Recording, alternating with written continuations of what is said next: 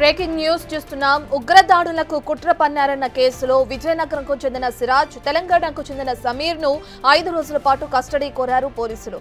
కాగా ఇవాళ స్థానిక కోర్టు అనుమతిచ్చే అవకాశాలున్నాయి. దీంతో విజయనగరం జిల్లా పోలీసులు ఎన్ఐఏతో కలిసి నిందితులను విచారించే అవకాశాలున్నాయి.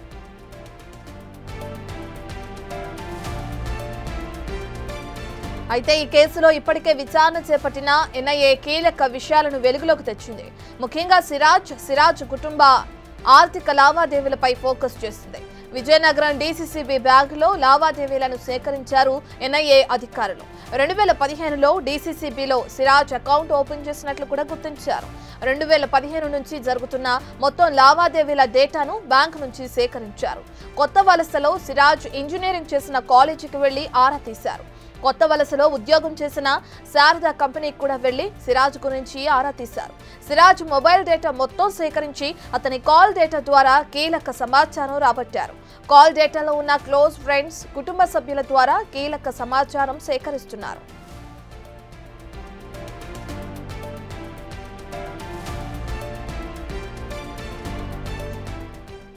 దీనికి సంబంధించిన పూర్తి డీటెయిల్స్ అందించడానికి మా ప్రతినిధి శివశంకర్ అందుబాటులో ఉన్నారు. రైట్ శివశంకర్, సిరాజ్ కి సంబంధించిన విచారణ ఏ విధంగా కొనసాగుతుంది? ఇప్పటివరకు వెలుగులోకి ఎటువంటి విషయాలు వచ్చాయి? దీని తర్వాత ఎటువంటి విచారణ కొనసాగే అవకాశం కనిపిస్తుంది?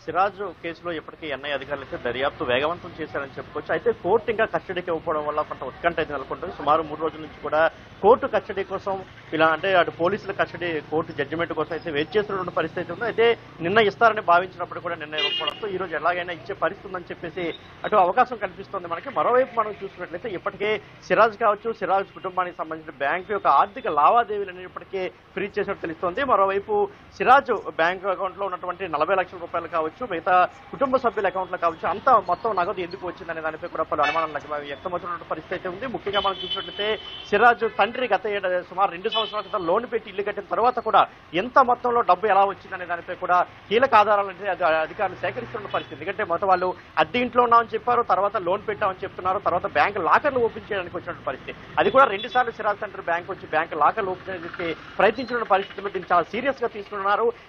నిన్న చూసుకున్నట్లయితే బ్యాంక్ అధికారులు వచ్చి మొత్తం డీసీసీబీ బ్యాంక్ లో మనం చూసుకున్నట్లయితే సిరాజ్ అకౌంట్ సంబంధించి మొత్తం డీటెయిల్స్ అని 2015లో ఆయన అకౌంట్ ఓపెన్ చేసిన దగ్గర నుంచి మొన్నటి వరకు మొత్తం డీటెయిల్స్ అన్ని కూడా తీసుకున్న పరిస్థితి అయితే ఉంది. అయితే అదేవిధంగా నిన్న ఒక మఫ్టీ అధికారిని కూడా ఇక్కడ బ్యాంక్ దగ్గర వాళ్ళు నియమించిన పరిస్థితి. ఈ రోజు మొత్తం పోలీసులు డీసీ బ్యాంక్ తన అండర్లో, తన కంట్రోల్లో ఉంచుకునే పరిస్థితి కూడా కనబడుతోంది రత్న. మరోవైపు మనం చూసుకున్నట్లయితే ఏదైతే మొత్తం సిమ్ లో సిరాజ్ యొక్క మొబైల్ ఫోన్ లో ఉన్న సిమ్ లో మొత్తం డేటాను అయితే ఇప్పటికే సేకరించారు. ఎవరెవరితో ఆయన ఎక్కువగా ఫోన్ కాంటాక్ట్ లో ఉన్నాడు, తన స్నేహితులు ఎవరు, బంధువులు ఎవరు, కుటుంబ సభ్యులు ఎవరు అనే దానిపై పూర్తిగా ఆరా తీస్తున్నారు.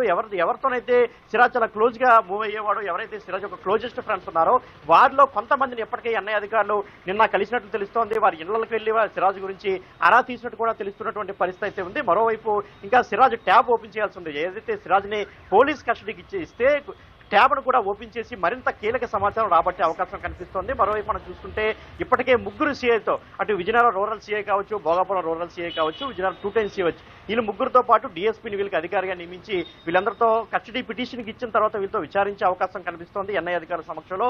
మరోవైపు ఎక్కడ అంటే ఏ ప్రాంతం, ఏ రహస్య ప్రాంతంలో ఉంచి సిరాజ్ని అంటే మొత్తం పూర్తిగా విచారణ చేయాలనే దానిపై కూడా పోలీసులు మల్లగుల్లాలు పడుతున్నటువంటి పరిస్థితి. ఎందుకంటే ఇప్పటికే మనం చూసుకున్నాం విజయనగరంలో ఎలాంటి పరిస్థితి ఏర్పడిందో మనం చూసుకున్న పరిస్థితి. మరోవైపు మనం చూసుకుంటే సిరాజ్ సమీర్లు అనుకున్నట్లు కానీ జరిగి ఉంటే ఏదైతే ఈ రోజు హనుమాన్ జయంతి కాబట్టి ఈ రోజు హనుమాన్ జయంతి రోజున పెద్ద ఎత్తున పేలులు జరిగే అవకాశం కూడా మనకి ఉండేదని చెప్పుకోవాలి సిరాజ్. ఎందుకంటే మొత్తం మనం చూసుకున్నట్లయితే సిరాజ్ సమీర్లో అటు ఆర్ఎస్ఎస్ వాళ్ళని కూడా టార్గెట్ చేసిన ఖచ్చితంగా కన్ఫెషన్ లెటర్ కూడా పేర్కొన్నటువంటి పరిస్థితి అయితే ఉంది.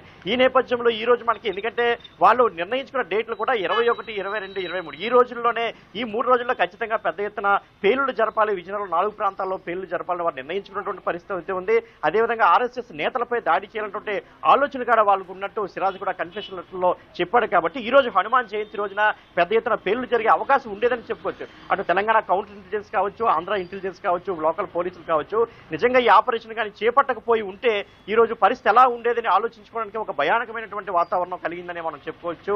ఎందుకంటే మనం మొత్తం ప్రశాంతంగా ఉండే విజయనగరంలో ఇలాంటి ఉగ్ర కలకలం రావడం మొదటిసారి ఎవరు కూడా ఊహించినటువంటి పరిణామం ఇదంతా కూడా.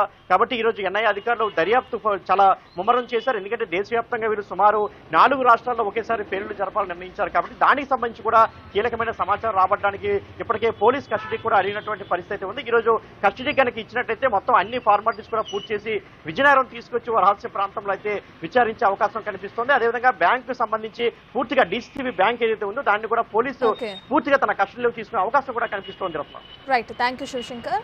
రైట్, ఇక మనం చూస్తే ఉగ్ర లింకులతో సంబంధాలు ఉన్నాయని చెప్పి కూడా విజయనగరానికి చెందిన సిరాజ్ అనే వ్యక్తిని ఇప్పుడే పోలీసులు అదుపులోకి తీసుకోవడం, దానికి సంబంధించి కొన్ని రోజుల నుంచి విచారణ కొనసాగించడం కూడా మనం చూస్తున్నాం.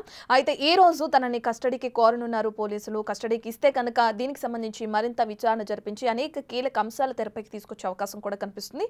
మరి కోర్టు ఈ రోజు కస్టడీకి ఇస్తుందా లేదా అనేది కూడా మనకు తెలియాల్సిందే.